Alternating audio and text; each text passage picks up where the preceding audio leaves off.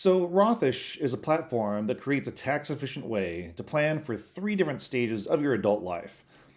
First, your working years or your income earning years, then your retirement years, and then your twilight years. So, why do we call this platform Rothish? Well, the reason is that the IRS treats this platform very similar to a Roth IRA. So it's kind of sort of like a Roth IRA, but it's not a Roth. Hence the term Rothish. It's funded with after-tax dollars, like a Roth IRA is, and the gains are tax deferred, very similar to a Roth IRA. And then when you draw down retirement income from it, the retirement income is also tax-free, just like a Roth IRA. The difference is that unlike a Roth, it doesn't have the same income restrictions that a Roth IRA has. As an example, as of 2023, a married couple filing jointly has to make less than $218,000 per year in combined household income in order to qualify for a Roth IRA. And if you're single, you have to make less than $138,000 per year. And if you're watching this video, you probably make more than that. And even if you did qualify, the max that you can contribute to a Roth is only $6,500 per year, or $7,500 if you're age 50 or older, which, let's face it, is not really enough to generate much of a retirement income over time.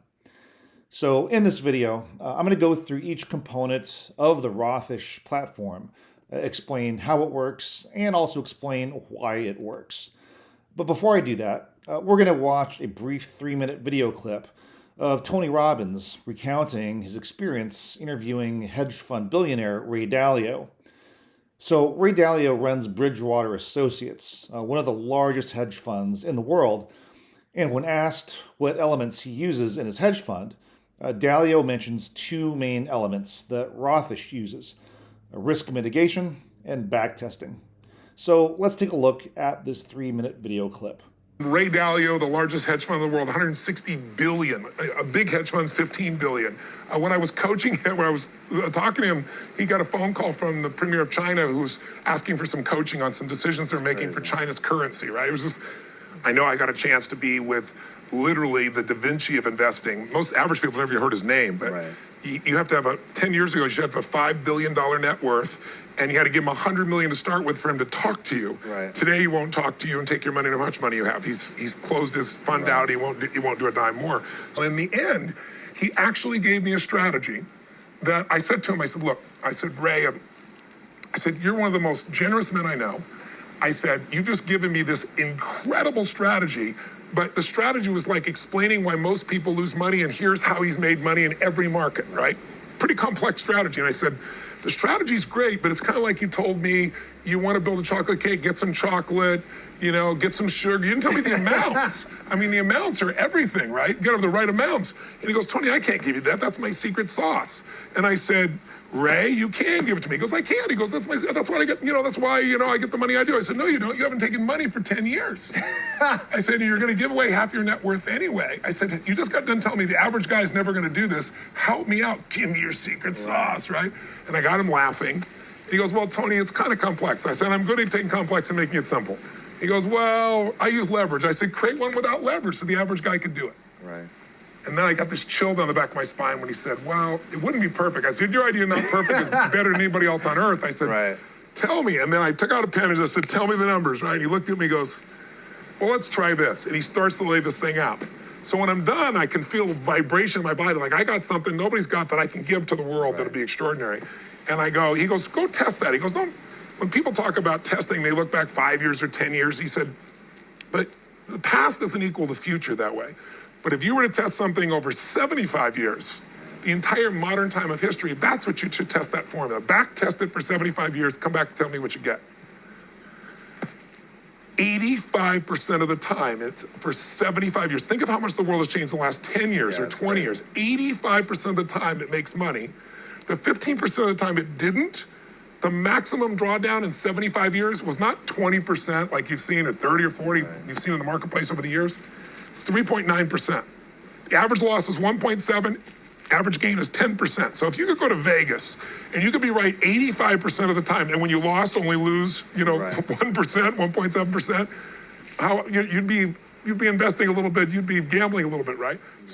So, as we review the Rothish platform, you're going to see some similarities to Ray Dalio's philosophy to investing, but one of the biggest factors that was not discussed in that interview you just watched was the impact that taxes have on long-term outcomes, which we'll discuss in this video today. So, the underlying tool in Rothish is an indexed universal life insurance policy, or an IUL. Now, if you've ever done any research on IULs, online, there are tons of people out there with very different opinions on IULs. Some of them are true experts, but most of them are either uninformed critics that don't truly understand how life insurance as a product chassis actually works, or you have people on the other end of the spectrum, overzealous salespeople that'll tell you IULs are the best thing since sliced bread for every single person under every single circumstance. Well, obviously, both types of those people are egregiously irresponsible and can lead you down the wrong path from a financial perspective when it comes to investing as well as your retirement. So, in this video, I'm going to transparently explain some of the fundamentals of this platform. And at the end of watching this video, if you want to have a plan designed specifically for you, just to see how the numbers look for your specific situation, the advisor that directed you to this video will be able to assist you with that. And also make sure that you ask them for the backtesting report that my firm generates. And we'll model out best and worst scenarios for you, which is what my firm does for advisors and their clients all over the country. So let's start off by looking at the 3 different stages of your adult life. The first stage is your working years, or your income-producing years, which is usually up to about age 65 or so. So the question is, why do you work? Well, obviously, you work because your family needs your income to pay for expenses, right? To pay the bills. Now, if you died unexpectedly early from something awful like cancer or a car accident or a terrible illness, your family would lose the income that you would have made if you were still alive, right? Well, you can insure that liability with life insurance. But the last thing you want to do is pay for something where you get no personal benefit. So, if you live until your retirement years, the life insurance policy's cash value can be used to generate a tax-free retirement income. So, your family is protected if you died during your working years. And if you live past your working years, at least the money that you paid into it can be used for your benefit while you're still alive. So this brings us to stage 2 of your adult life, right? Your retirement years, which is typically between age 66 and 90 or so, give or take a few years at the beginning or the end. Now, if you live this long, you may not need as much life insurance at this point. Your kids will most likely be adults at this time, and they're able to fend for themselves. Your mortgage might even be paid off at this time as well. And so your lifestyle expenses may be less at this stage of life. At this point, you could use the policy's cash value to generate a nice tax-free retirement income stream. Now, the other nice thing is that if you're worried about market volatility during your retirement years, the policy's cash value is protected with a 0% floor. Now, meaning that you could circumvent a huge loss in the event of a stock market crash. And I'll explain more about how this feature works in just a moment. Okay, and the third stage of your adult life is your twilight years. This is the last stage of your life when you start thinking about leaving something behind when you're gone. Well, using the Rothish platform, you can either continue to pull a retirement income stream until the end of your life and still leave a smaller death benefit behind for your spouse and or your loved ones, or you can stop the income stream and maximize the death benefit that gets inherited by your heirs. So let's get into how Rothish works, as well as the benefits of using an IUL for these 3 stages of your adult life. So while you're putting money away into this platform during stage 1, there are no taxes on your capital gains. So as your cash value grows over time, you don't have a big tax drag on the accumulation, kind of like a Roth IRA, which is a huge benefit. Now, when you start taking a retirement income stream during your retirement years, stage 2, the income is tax-free, similar to the income out of a Roth IRA. The 0% floor we talked about provides risk mitigation. And again, I'll explain how this works in just a bit. And we provide an exhaustive backtesting report so you can see how this platform works in good times as well as bad times. We actually analyze 121 different historical 40-year periods, and we compare this option to other investment type options as well. Again, make sure you ask your advisor for this report. The other nice thing about Rothish is that each component during the three different stages of your life, your working years, your retirement years, and your twilight years, all compound for the benefit of the next stage. So you don't find yourself in a use it or lose it type of scenario. So let's start out by talking about the tax-free gains benefit. So, unlike many other asset types, there are no capital gains taxes in Rothish. Now, in a traditional investment account like a mutual fund, contributions are made with post tax dollars, and the realized gains are taxed annually. With stocks and real estate, both of these assets are purchased with after tax dollars, but the capital gains are deferred until these assets are sold. In an IRA or a 401k, these retirement vehicles are funded with pre tax dollars, and the taxes on the gains are deferred until you start pulling the income out. But at this point, you'd pay ordinary income tax on all the retirement income that you pull out when you pull it out. Now, with a Roth IRA, you'd fund it with after tax dollars. But the beautiful thing is that the gains and the retirement income you pull out are all tax free. The problem, however, as we discussed earlier, is that you probably make too much money to qualify for a Roth. And even if you did, you could only contribute $6,500 to $7,500 per year into a Roth. Now, the only other asset that has the same tax benefits of a Roth IRA is a cash value life insurance policy. Post-tax contributions going in and tax-free income coming out. Plus you have the tax-free death benefit. If you were to die unexpectedly early, your family would get the death benefit instead of the account value, which is typically a huge multiple, especially in the early years. So let's talk about the tax-free income benefit. For the sake of this video, we're going to assume a $650,000 household income for a married couple living in California, since that's where I'm from. In California, this couple would have a 12.23% California state tax, plus a 37% short-term federal capital gains tax rate, plus a 20% long-term federal capital gains tax rate, plus a 3.8% federal Medicare tax rate. Now, using these assumptions, let's look at how gains would be taxed on the asset categories I discussed earlier in this video. When we look at the taxes on liquidation of these assets in a traditional investment, the short-term capital gains tax rate would be 53.1%. Ouch. For stocks and real estate, upon the sale of these assets, the long-term capital gains tax rate would be 36.03%.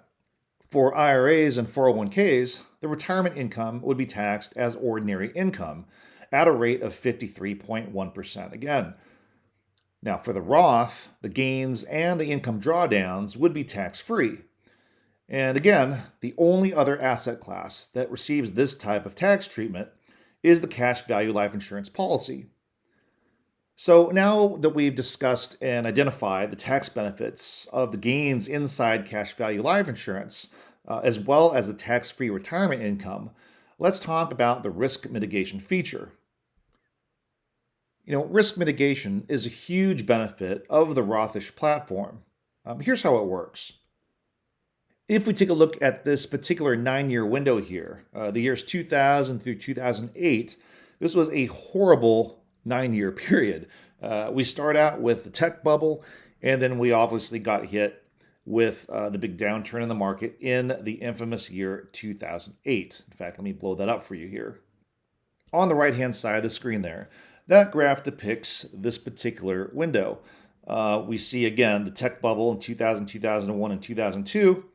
And then we see the minor decline in 2007, and then the big crash in 2008.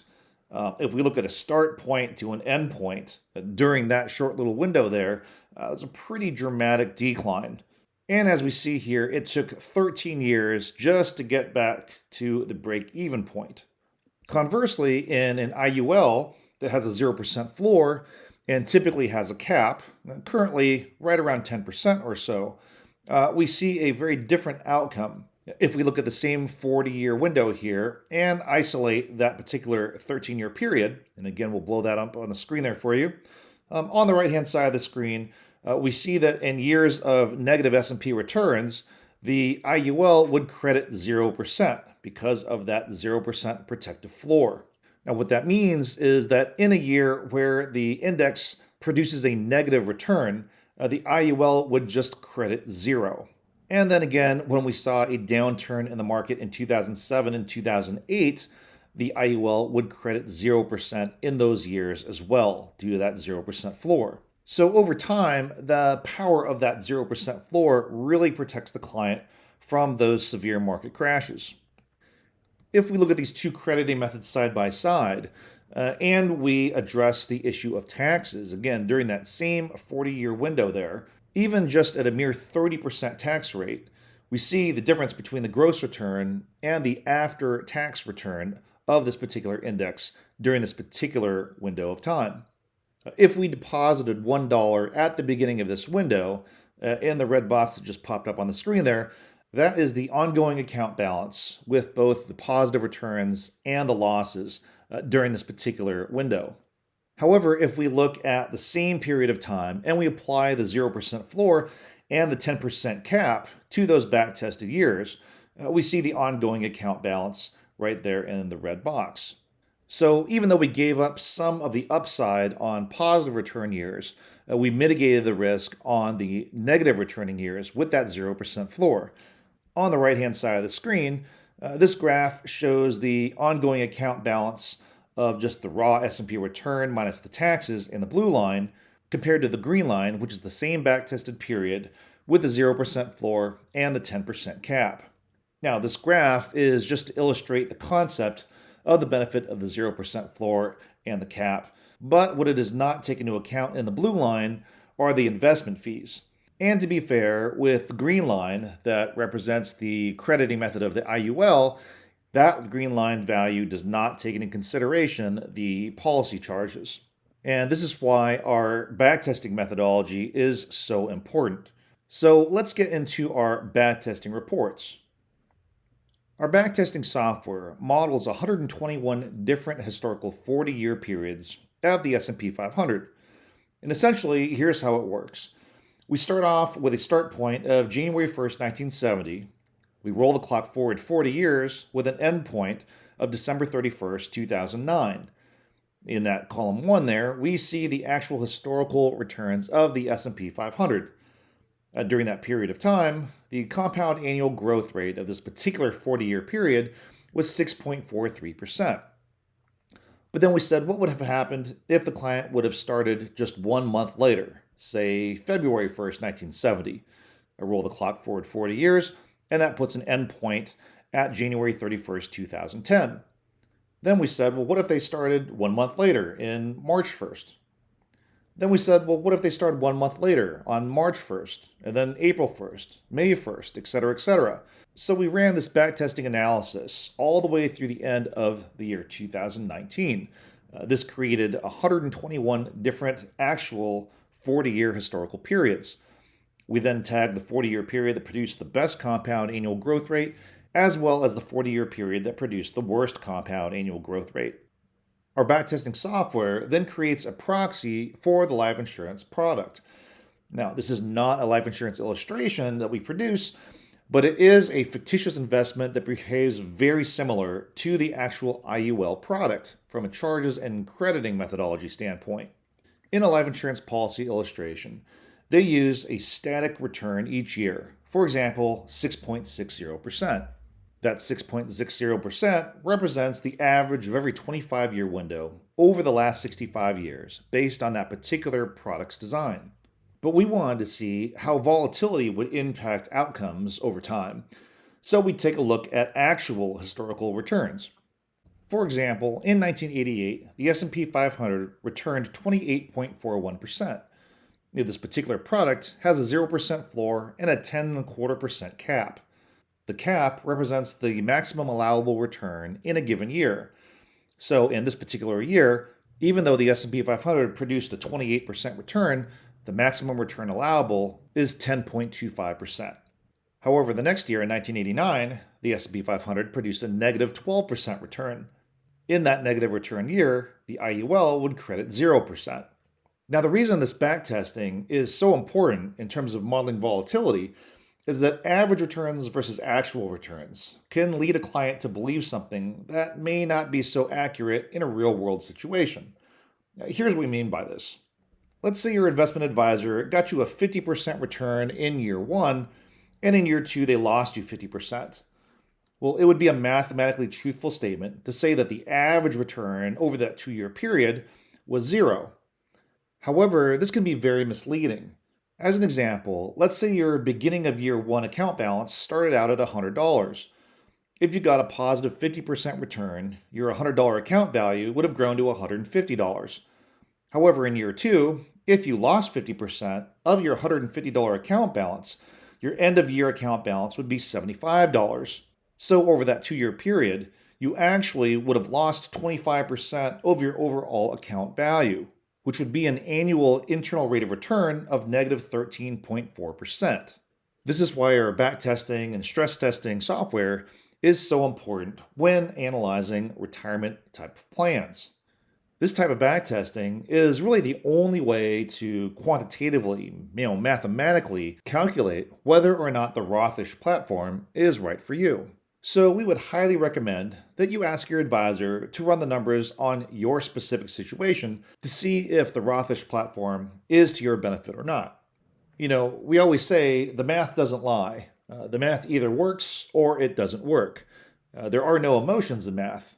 If it works to your benefit from a mathematical perspective, then your decision is kind of a no-brainer. And if it doesn't work, then your decision is also a no-brainer. And in that scenario, you should not participate in the Rothish platform. But the only way to know for sure is to request this backtesting report from your advisor. And lastly, there is a huge compounding benefit in the Rothish platform based on transitioning from stage 1 to stage 2 and from stage 2 to stage 3. What I mean by this is that if you look at stage 1 of your adult life, again, this is your working years or your income producing years, the life insurance death benefit protects your income. In the event that you were to die early and unexpectedly, the life insurance policy death benefit would replace the income that you would have earned if you were still alive, allowing your family to continue their lifestyle and to be able to pay the bills. However, if you're fortunate enough to live into your retirement years, all of that cash value growth is tax-free. And along the way, that 0% protective floor protects your account value from market crashes. So again, during stage 1, you're making annual contributions to the Rothish platform. But if you live, all of that compound growth can benefit you in your retirement years. Again, at this point, perhaps you don't need as much life insurance anymore because your kids might be full grown, your mortgage might be paid off, and you have less financial liabilities in the event that you died during this stage. And given that new fact pattern of your life, you could begin to take tax-free retirement income drawdowns from your policy value. Because remember, those contributions throughout all those years during your working years have compounded based on the index's performance. And even during your retirement years, if you were to perish early, you do have that ongoing death benefit, as well as the ongoing protection of that 0% floor, protecting you against market crashes. And even after you've pulled that tax-free retirement income out of your life insurance policy, as you enter your twilight years, you could either continue to pull that income stream out of your policy, or you could stop pulling income out of your policy and leave a larger legacy gift to your spouse or your kids or your grandchildren. Now, there is one last potential benefit, and that is the benefit of leverage. If you're making an annual contribution of $100,000 per year or larger for a period of 10 years, you may qualify for our leveraged index arbitrage platform. Using this platform, you can actually deploy bank capital to supercharge the compound growth in your policy. And although this may sound foreign to you, it's not all that different than what you've already done in different areas of your life. For example, if you financed your education through the use of student loans, then you've already realized the benefits of using leverage. If you purchased your home using a mortgage loan, the same principles apply. You basically use the bank's money to finance the purchase of a valuable asset. You may have even done it in your business using a small business loan or a business line of credit. So, the concept of purchasing a life insurance policy using bank capital is not all that different. It's just another form of using financing to purchase a valuable asset. And there are several different ways that you can do this. The first way is what we call first dollar financing. In this scenario, instead of paying the life insurance premiums out of pocket yourself, the bank pays the premiums for you. And they typically do this for a period of 10 years. During this time, you would pay the interest only on the borrowed premiums. And at some point in the near future, you could use the policy's appreciated value to pay off the bank loan. And once that bank loan is paid off, the remaining net value of that policy could be used to generate a nice tax-free retirement income stream. And similar to a plain vanilla non-finance policy, at end of life, the death benefit would pay out to your beneficiary tax-free. And so some of the benefits of leverage include the fact that you would get more compound growth due to the larger premiums being borrowed from the lender loaded into your life insurance policy. The cash value would then compound more efficiently due to the larger premiums being loaded into the policy. In addition, you could have greater arbitrage potential from the participating loans of that index policy. What that means is that you had significantly larger premiums loaded into the policy up front, but when you go to pay the bank loan off, you could actually take participating loans from the insurance carrier to pay off the bank loan at a potentially lower interest rate, but all of those funds stay in the cash value of the policy, continuing to get that floor or cap index credit each year. So let's say you were borrowing at a rate of, say, 5%. The question is, do you believe the S&P 500 will produce a greater return than 5% over time? If you do believe that, the arbitrage between the index credit and the participating loan rate could greatly accelerate the long-term growth, resulting in a much higher income stream during your retirement years.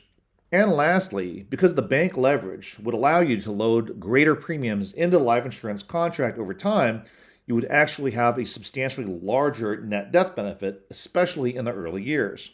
So this is the first dollar financing platform where you would pay interest only on 100% financing of the life insurance premiums. Another way to use bank financing is to use the partial equity interest accrual method. In this scenario, you would only finance 75% of the life insurance premiums. You would pay the remaining premiums. And instead of paying interest on the borrowed premiums, you would accrue the interest. It's just a slightly different way to arrive at a very similar outcome. For more information regarding using leverage within the Rothish platform, talk to your advisor to see if you might qualify for that platform as well. Again, the leveraged platform would require a minimum contribution of $100,000 per year over the course of 10 years. So the question is, what is the next step? Well, the next step is to schedule a private consultation with one of our advisors. Chances are, if you're watching this video, you're already working with one of our advisors who directed you to this video. So as we wrap up here, I'm Darren Sugiyama, the creator of the Rothish platform, as well as the Leveraged Index Arbitrage platform. I work with life insurance agents and investment advisory firms all over the country, helping them and their clients qualify for both of these platforms. So again, for more information, contact the advisor that directed you to this video, and I look forward to talking to you soon. Have a great day.